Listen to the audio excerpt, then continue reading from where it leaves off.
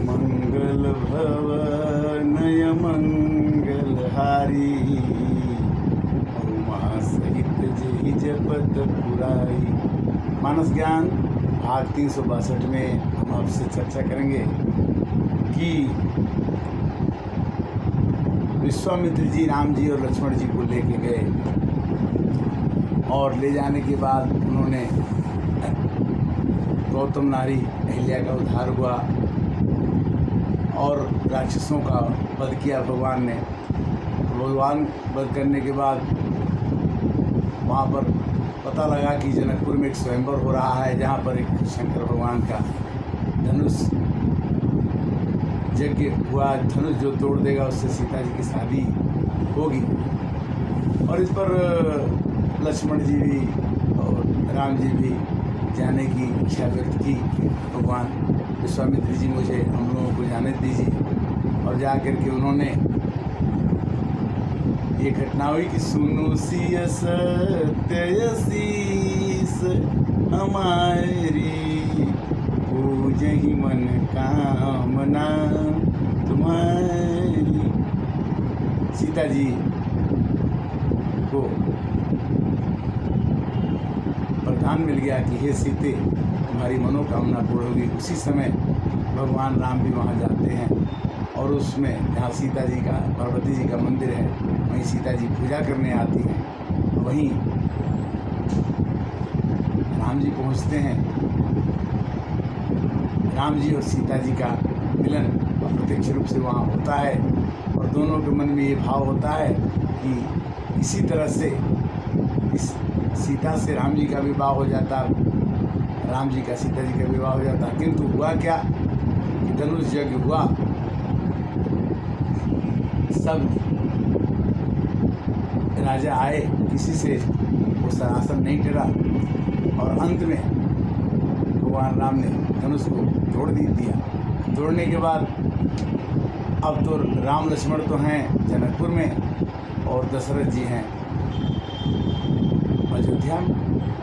अब इस खबर को एक दूत के द्वारा खबर भेजा जाता है कि आप अपने बारात को लेकर आइए। इस का शीर्षक होगा बिना दूल्हे की बारात। कहिए कि बारात तो गई अयोध्या से जनकपुर, लेकिन उसमें दूल्हा नहीं था। दूल्हा तो वहीं पर थे राम जी और लक्ष्मण। तो बिना दूल्हे की बारात और अयोध्या से जनकपुर जा रही है। जनकपुर से एक दूत पहुंचता है, पत्री लेकर कहता है कि पहुँचे दूत रामपुर पावन अहर से नगर बिलो की नशावन।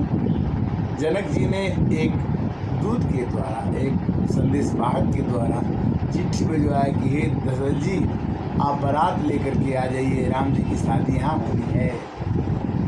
भरत शत्रुघ्न रास्ते में खेलते हुए उस दूत से मिलते हैं और उनको पता लगता है कि मेरे भाई राम लक्ष्मण की पाती है, चिट्ठी है, तो बड़े खुश होते हैं।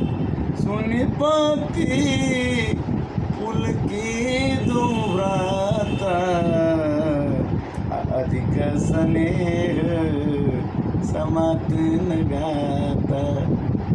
पाती सुन करके, चिट्ठी सुन करके भरत और शत्रुघ्न बड़े खुश होते हैं कि हम तो 4 भाई थे, 2 भाई कई महीनों से, कई वर्षों से एक मुनि के साथ गए, लौटे नहीं। कितना खुशी की बात है उनकी आंखों में। सुनि पाती पुल की दुव्राता, पुल के उन्हें हंसित हो गए। अधिक स्नेह समात न गाता। दशरथ जी के पास लेकर के संदेश भाग से कहते हैं कि पिताजी ये भैया राम लक्ष्मण का संदेश लेके आए हैं और ये जनकपुर से आए हैं। तो दशरथ जी पूछते हैं संदेश भाग से कि भैया कहूँ कुशल दुबारे अतुमनी के निज नैन निहारे। हे मेरे भाई ये बताओ कि मेरे दोनों बच्चे राम और लक्ष्मण को तुमने अपनी आंखों से देखा है क्या? अगर देखा है तो क्या वे कुशल हैं? भैया कहूँ कुशल दो बारे तुम नीके मैंने अच्छी प्रकार से तुमने उनके अपने आंखों से देखा। जा दिन ते मुनि गए लवाए तब ते आज साथी सुत पाई। कहते कि विश्वामित्र तो कई वर्षों पहले ले गए और आज मुझे सुधि मिली है, खबर मिली है, संदेश मिला है कि आपका बच्चा कुशल है, आपके राम लक्ष्मण कुशल हैं। दूत ने कहा कि राजा जी, आपके बच्चे के समान तो कोई धन्य हो नहीं सकता। सुनहु महोपति मुकुटमणि, तुम सम धन्य न को। राम लखन जिनके तनय, विश्व विभूषण दो। कहती कि वहाँ तो हर एक तरह के राजा आए थे, रावण भी आए थे, बड़े बड़े राजा आए और किसी से शंकर भगवान का धनुष नहीं टूटा। और आपके पुत्र ने, आपके श्री राम ने उसको क्षण भर में तोड़ दिया। दूत आगे कहते हैं, इसी स्वयंवर रूप अनेका, असीमित सुभट एक देखा। यही कौतुक शिव शैल उठावा, असुते सभा पराभव पावा। उस महान सभा में श्री राम जी ने धनुष को उठा के तोड़ दिया।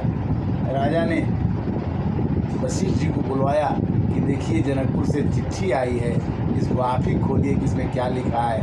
पता नहीं, दूत तो बोल रहा है कि राम लक्ष्मण ने धनुष तोड़ दिया है, राम ने धनुष तोड़ दिया है और राम जी की शादी के लिए चिट्ठी है। तो राजा ने गुरु वशिष्ठ को पत्र दिया। तब उठी भूप वशिष्ठ कहूँ, दीन पत्रिका जाई।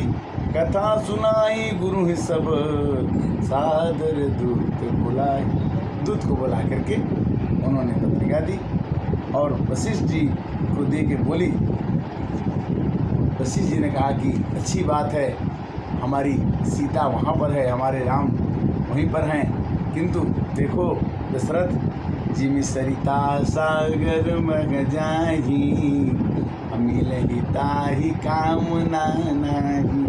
तिम सुख संपत्ति भी नहीं बोलाए, धर्मशील पही जात सुभाए। नदी समुद्र में ही जाकर गिरती है। जैसे कि धर्मशील पुरुष के पास धर्म करता रहता, उसके पास धन आता रहता है, बिना बुलाए धन उसके पास आता है, उसी तरह से नदियों, सरिता का जल, नदियों का जल समुद्र में बुनाए चला जाता है। उसी तरह से राम जी ऐसे समुद्र के समान है और सीता जी नदी के समान उसमें प्रवेश कर रही हैं। दोनों का सम्मिलन होने वाला है। जिमी सरिता सागर में जाएंगी, राम जी सागर और सीता जी सरिता, दोनों मिलकर के समुद्र बन जाएंगे। अमिल हिताहि कामना नाही, दिव्य सुख संपत्ति भी नहीं बुलाए, अधर्मशील पही जात सुभाए। तुम ते अधिक पुण्य बढ़का के, राजन राम सरिस सुतता के। दशरथ जी को समझाते हैं वशिष्ठ जी कि आपके बच्चे तो धन्य हैं, जिन्होंने हम लोगों को जनकपुर तक बुला लिया और हमें चलना है, बड़ी खुशी की बात है, बारात लेके चलो। दशरथ जी ने कहा कि सबसे पहले राजा ने रथ बनवाया, उसमें पालकी में बिठाया वो, और बारात जो है आगे चलती है। औरतें गीत गाती हैं, गाँव ही सुंदर मंगल गीता, ले ले नाम राम यरु सीता। जब गांव में लगन पत्रिका आ जाती है तो लगन पत्रिका के बाद गांव में दूल्हे के घर दुल्हा के गीत गाती है, दुल्हन के घर दुल्हन की गीत गाई जाती है। और इस तरह से राजा दशरथ बड़े प्रसन्न होकर के बड़े ठाट बाट से जनकपुर के लिए पूरे अयोध्या को लेकर के जनकपुर जाते हैं। और बारात की शोभा बहुत, लेके बारात हो चले ले राजा दशरथ, दुल्हा बनल बाणे भरत शत्रुघ्न, सुख के बड़रन कैले नहीं खिजात हो चले ले राजा दशरथ।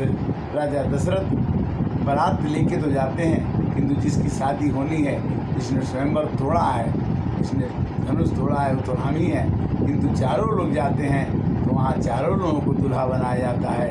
राम लक्ष्मण भरत शत्रुघ्न चारों की शादियाँ होती हैं और उस मंडप में बहुत ही आनंद आता है।